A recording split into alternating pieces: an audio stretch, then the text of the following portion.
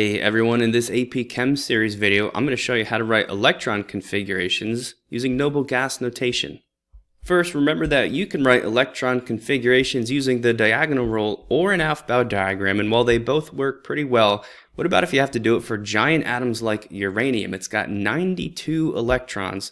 The whole configuration stretches from 1s2 all the way up to 6d1. It takes a really long time and gets super annoying. Is there a faster way? I'm asking the question because of course there is a faster way. It's called the noble gas notation. It saves you a lot of time. Electron configurations can be shortened using the symbols for noble gases, and those symbols represent chunks of the entire full electron configuration. For example, if you took the noble gas krypton Kr, you could put its symbol in these square brackets, and doing that is the exact same thing as writing krypton's entire electron configuration, so it saves you from having to write 1s2 all the way up to 4p6. Here's the standard format for a noble gas notation. Looks something like this. The first thing you see there are the square brackets. That's where your noble gas symbol is going to go. Following that noble gas symbol, to get the configuration correct for the element you're trying to write, it's always going to be an s orbital, and the way you tell which s orbital, whether it's 2s or 7s, is to go by the element's row number. The last part of the configuration is simply the rest of it to get up to the proper electron count. Make sure you've taken a moment to write down some of these key ideas and the correct format. All we need now are a couple examples. Let's try to do the configuration for tantalum using the noble gas notation. Starting with the periodic table, I see that tantalum has 73 electrons. You can pause the video and try it yourself first if you feel like you get it. You will need a periodic table as you do this. Alright, let's put this whole thing together. First thing I need is to go back to my periodic table. Here's tantalum again. Now here's my noble gas column. I can choose any of these. The smartest choice is the biggest noble gas you can choose, so it represents the largest chunk of tantalum's configuration, but it still has to be smaller than tantalum. If you're having trouble finding that, a nice easy way to do it is to count backwards from 73 until you hit the first noble gas. So counting backwards from 73, 72, this represents 71 through 57, 56, 55. The biggest noble gas that is still smaller than tantalum is xenon.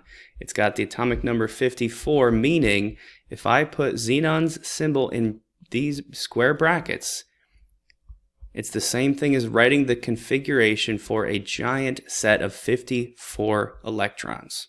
So that saves me a lot of time, but I still have some work to do because tantalum has 73 electrons and I've only accounted for 54 of them. My format tells me that following the noble gas symbol will always be an s orbital. I just have to tell which s by finding my element and seeing what row number it's in. Tantalum is in row 1, 2, 3, 4, 5, and 6, counting down from the top. After xenon's symbol will be 6s, which can hold 2 electrons. The hard part is now over. You just have to fill out the rest of the configuration using your diagonal rule.